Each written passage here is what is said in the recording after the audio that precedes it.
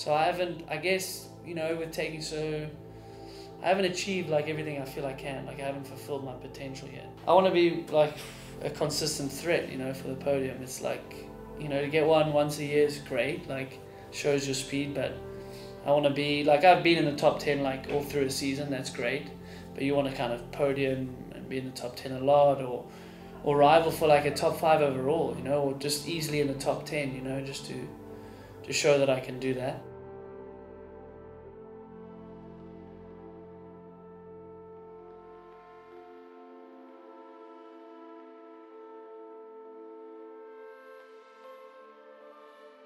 I met Needles, I think it was 2002, when he was riding for Global Racing, the Martin Whiteley team. I worked for Michelin, and he was this ragtag little kid that would show up. He was fast, he could jump, and that's kind of how everybody recognized him, right? He was a dude that was doing X-ups and heel clickers during 4-cross practice or slalom or whatever it was.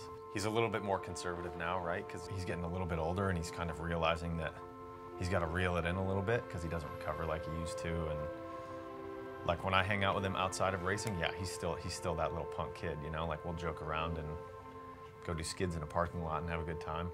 But I think when it comes down to his racing, he's definitely a little bit more serious than he used to be. Yeah, my dad always used to ride.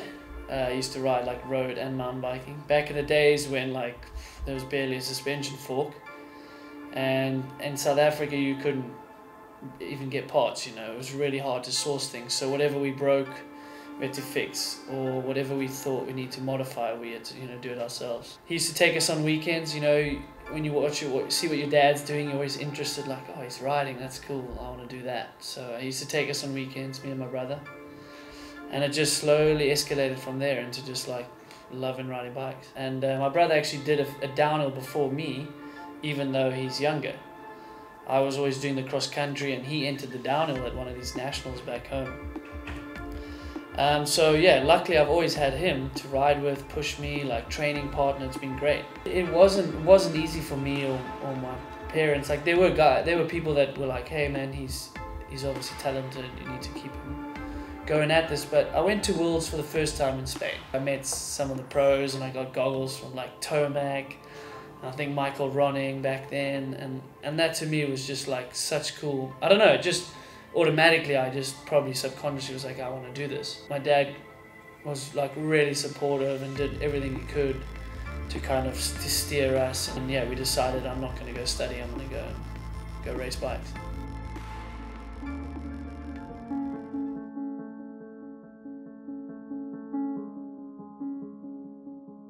There is competitive nature, but it also is sibling, because you're like living with them, and like, you know, like things agitate you. Like Marcelo sets like 5 alarms and then snoozes those, so it's like 10 alarms. And I was like, can you just set 1 and get up, you know, like, so it's like stupid stuff like that.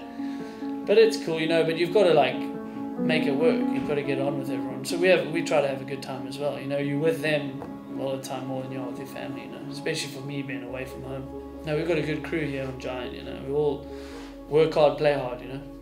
Yeah, Danny's just like this youngster that has been riding for so long. Like, yes, he's young, but he's got all this experience, and just like a raw riding, like wanting to go fast. What I learned from Danny is like, there's not much thought, not in a bad way, but he's naturally like doesn't have to think that much. He just rides. It's this raw like riding, which is great. Yeah, he's not thinking that much. It's just happening, which is cool. And then Marcelo's like quite a thinker. Stubborn, like, oh, I don't have to brake there, okay, well I'm not going to brake there if it's possible, even though like maybe if no one told him that, he wouldn't do it. So he's like dedicated to the cause of going fast, which I think is also a good aspect, you know. Yeah, to feed off each other lines, and it's competitive as well, you know.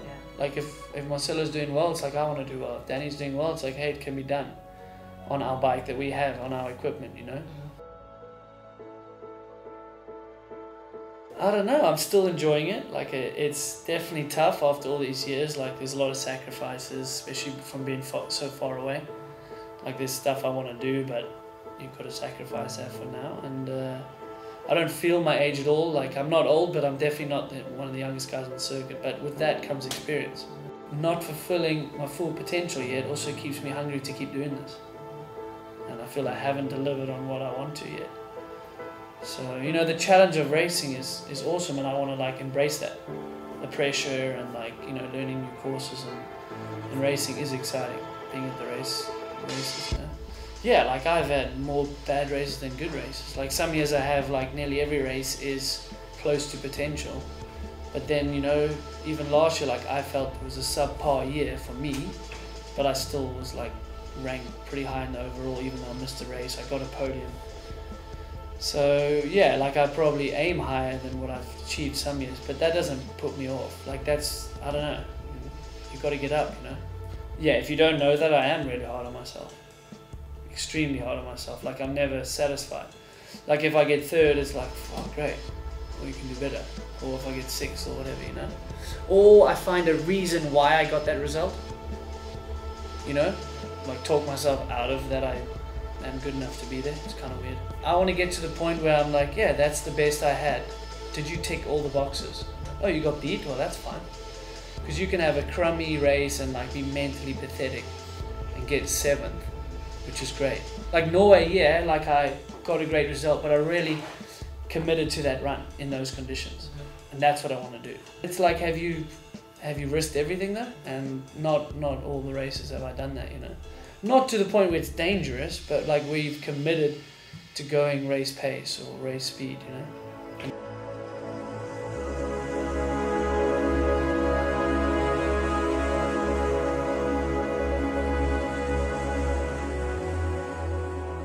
He realizes that, yeah, it's a job, and he does need to go fast to stay relevant to keep his job, but at the same time he does keep it fun, because otherwise I think it's easy to get burnt out, you know, if you're just so hyper focused on training and racing and going fast, and you know, when the results don't come and you're just trying to figure all that stuff out and it's not working, you know, it'll burn people out really quick. I mean, we've seen it happen before, and I think because he does have fun and he can go goof around and throw whips and have fun on the track when he's, you know, maybe having a rough day or whatever, it keeps it light for him, and then it keeps him into it, you know.